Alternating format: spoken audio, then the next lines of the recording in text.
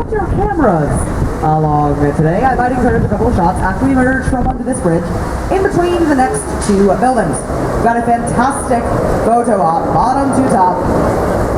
All 1,454 official feet, all 110 official stories, for that matter, all 1,729 unofficial feet. And if you look at there now, you can see the sort of glass boxes that are jutting out from the side of the building. Those are on the 103rd floor, where there is a sky deck, an observatory. You can go there, get a ticket, take a very long elevator ride up there, and stand out in those glass boxes. Over nothing. 103 stories in the air, and get the highest view of the city of Chicago. And it is a fantastic view, but it's not necessarily the best view of the city. The best view of our city, they say, comes from Bruce Graham's other design, the Hancock Tower, the fourth tallest building in Chicago. Up on their 96th floor, there's a bar called the Signature Lounge.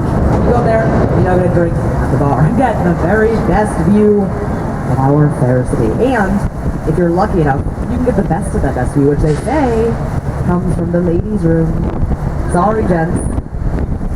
Real quick, this building coming up on the right with the gray boxes. I like to point out this building because it is a very easy style of architecture to identify. It's a style called brutalism. Brutalism comes from the French term béton brut, meaning raw concrete. That's exactly what they use. They like that steel and glass idea, but then they add this sort of exoskeleton, this protective shell, if you will, all the way around the outside of the building, which gives it a very bug-like look. Very easy to identify. Now on our right is the Chicago Mercantile Exchange. Built in 1987, this one was required to have 40,000 square feet of unobstructed floor space. So put that in the middle of the tower on either side, which means those towers don't have a whole lot of support coming from the middle. So during initial construction, the towers were angled outward, ever so slightly. That way, once all the interior supports, all the walls and stuff got put in, the towers would self-correct. They would re-weight themselves, and they now stand straight up and down.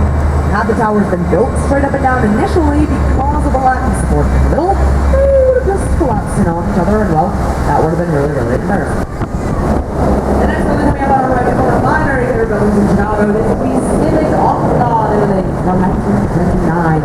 It is Art Deco style, vertical lines, and red edition. This one we sometimes call Insel's Throne, because it is shaped like a giant armchair. Samuel Insel commissioned this building after, they say, his daughter went to audition for the New York Metropolitan Opera. She wasn't granted a role.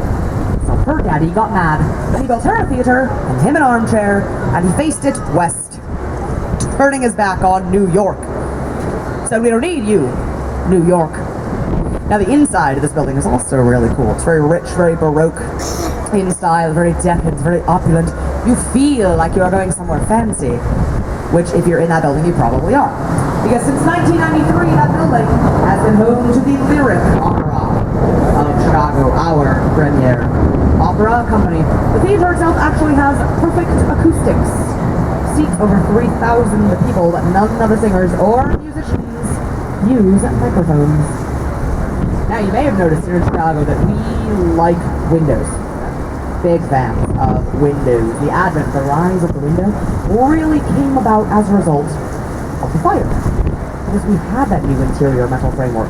We didn't need load-bearing walls anymore. Load-bearing walls require every inch of wall space to keep the building up, but that's not necessary. Thanks to the innovations of William LeBaron Jenney and Tilly Sullivan and their inferior metal framework. Take a look, for instance, at the building coming up on our right, this red brick building. This is the Great Lakes building. It is one of the oldest buildings that we will see this evening. It was built after the fire, though. This one is a bit different from a traditional old brick building in a few key ways. For instance, the walls are thinner, the windows are bigger, and there are a whole lot more of them. Never going to see that many windows on a traditional old brick building, especially not down near the base like this. The building literally would not be able to stand. Now the allowance for more windows and bigger windows really started paving the way, started opening up a lot of new opportunities for new kinds, new styles of design, one of which that has been popular all around the world for a couple of decades. Coming up on the right-hand side, the wall of windows. Walls of windows all over the world these days. The curvy wall of windows on our right-hand side is 333 West Wacker Drive. It is postmodern in style. It's curvy to reflect the curve of the river. It has the alternating floors of blue and green glass, which reflect the colors of the sky and the river, respectively. Then it has these sorts of concrete steps at the base. Those actually reflect the different levels that are right here. The bottom is river level. One step up from there is lower Wacker Drive. One step up from there is upper Wacker Drive. So it really is all about being in this exact spot. This building was designed by the firm of Coden, Peterson, and Fox and built in the 1980s. And take notice at the base of that circular icon with the horizontal lines going through. We're going to see that again in just a minute. Right next to 333 West Wacker Drive is 225 West Wacker Drive, which was also designed by the firm of Coden, Peterson, and Fox. It was also built in the 1980s, and it is also postmodern. That might seem kind of weird. Those two buildings don't look anything alike. But it's true, they are of the same style of architecture. By definition, postmodernism is a little bit vague. It has to do with reflection, so you don't have to reflect the geography of the area. You could instead reflect on the building, like maybe one just across the river, like the merchandise market, which is exactly what 225 West Wacker happens to reflect. And there, right at the base, is that same circular icon with the horizontal lines going through it. They didn't want you to forget that they were both designed by the same firm. Now, a couple buildings down on the right is that building with the columns of windows coming straight out from the side of the building. I specifically want to talk about those windows. That is a Chicago-style bay window, developed at the Chicago School of Architecture. Basically, that style of window is a way to show off. Essentially, what the architect is saying is not only can we have giant windows, not only can we have a whole lot of them, we don't even have to put them on the same plane as the rest of the building. We can pull them out from the side of the building completely. That is how little physical support is needed from the interior metal framework. Now, the Chicago School of Architecture is not a physical school, but it's rather more a philosophy, a style of architecture. Those that studied it, they wondered, what does a building need to have? Of what does a building need to be comprised? They decided the building needs just three parts, very simple: base, column, capital. Same three parts you need, I might add, in a Greek: column, base, column, capital. Great example of that column idea. Coming up as we merge this bridge on the right-hand side, this glass and stone building with the triangles up on the top. That was the United Building from 1992. It has a strong base, a simple column in a straight line up to the extra decoration. The Capitol up at the top. This one also really cool at night. Definitely check it out if you get a chance, because we have 540 individual lamps wrapped all the way around the building. It lights up on the exterior. And the guy who designed that lighting also designed the lighting at the Louvre in Paris and the Great Pyramids in Egypt.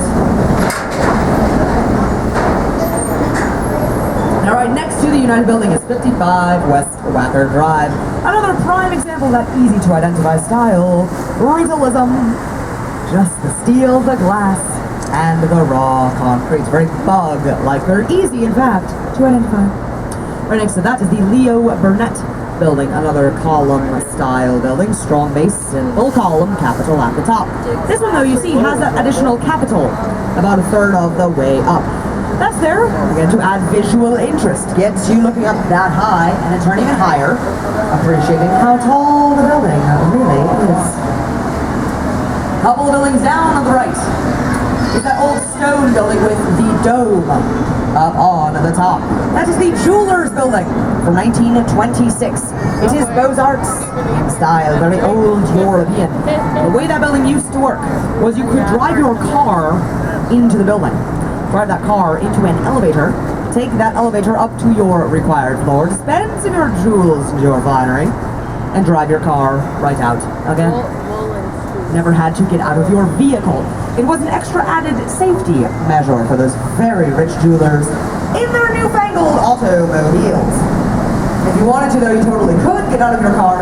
You could go up to that dome up at the top, up to the Stratosphere Lounge, and have a drink up there. with Al Capone, even in the height of Prohibition.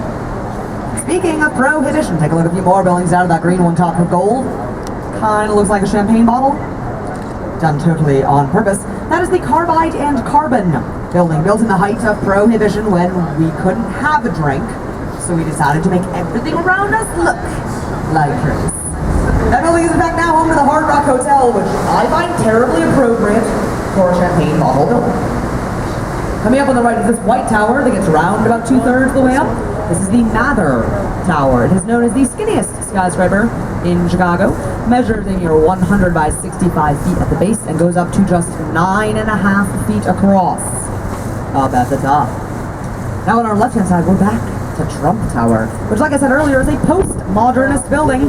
The 3 setbacks going up the side of Trump Tower actually reflect the different heights of buildings around the tower. It's kind of hard to tell because of where each of the buildings officially starts, but those setbacks reflect the heights of the Wrigley Building, the IBM Tower, and the Corncob Towers, all of which we talked about on the way out.